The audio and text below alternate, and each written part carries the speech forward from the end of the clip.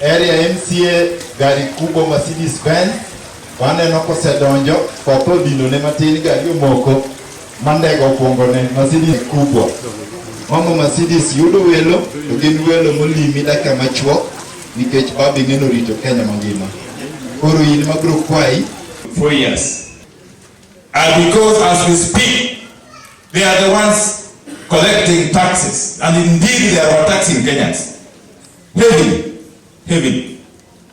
We cannot stop continuing to remind them that as they collect those taxes, they are under an obligation.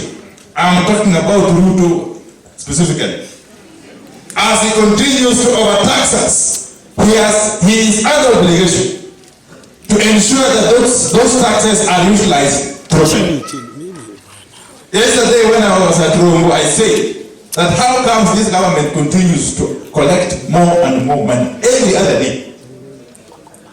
The revenue authority is saying they have hit the target. In fact, they have surpassed their revenue targets. The e-citizen platform is collecting no less than 3.5 billion shillings every single day. And yet we cannot see where this money is going. For now 3 months, the county governments have not received their disbursements. And workers are almost going without salaries. You know, schools opened yesterday, I think last week, on Monday.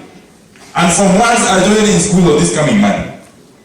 And yet there's no single coin that has come from National Treasury to address the issue of bursaries for these poor children.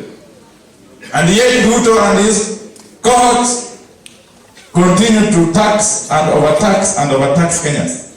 And they are collecting this money. We want to know where this money is going.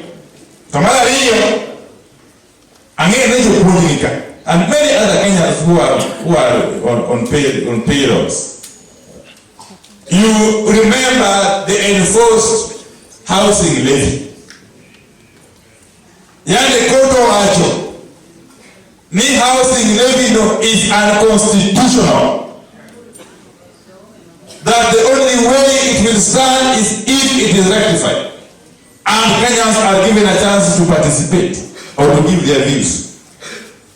And Parliament published 2 shorter notices for public participation. And the courts again declared that notice unconstitutional. Now we are wondering really. The courts have pronounced themselves.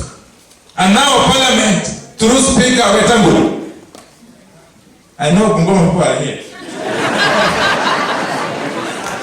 Speaker Wetangula is setting a very, very dangerous precedent. Very, very dangerous precedent. Because the courts have declared that public participation notice too short and therefore unconstitutional. And is going ahead to publish another notice before the matter is heard and determined in court. In short, he is committed contempt of God. And I will be asking the litigants to file contempt proceedings against Wetangula and Parliament leadership. We cannot afford to continue paying illegal levies such as housing levy. Jadi must you watch him. Nairobi to Amaniye uliwito. What they can record the Barbara in Odinga. If there is any individual in this country who has been vilified and mistreated by courts, there is nobody who has been vilified and mistreated by courts like you. And in all these occasions, you have always agreed to agree with the decisions of the court.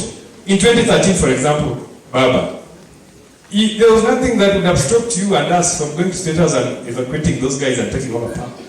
But because the court said that the other one is the president, you agreed with the decision. Even though you disagree with it, you agreed to comply with the decision. Therefore, our view is that Kenyans have no option but to agree with the decisions of the court. Because we have no other instrument of governance. Our instrument of governance is the Constitution, and the Constitution says that if there's a stalemate and there's a disagreement, you take those matters to court. Therefore, when somebody says that he is going to defy court decisions, that person is not living in the current current Kenya. And we want to remind that person that Kenya is a constitutional democracy where decisions and disagreements are resolved through the court process. So, William Ruto, wherever you are and your acolytes, we are telling you that we are not going to allow you to defy court orders. Court decisions must be respected.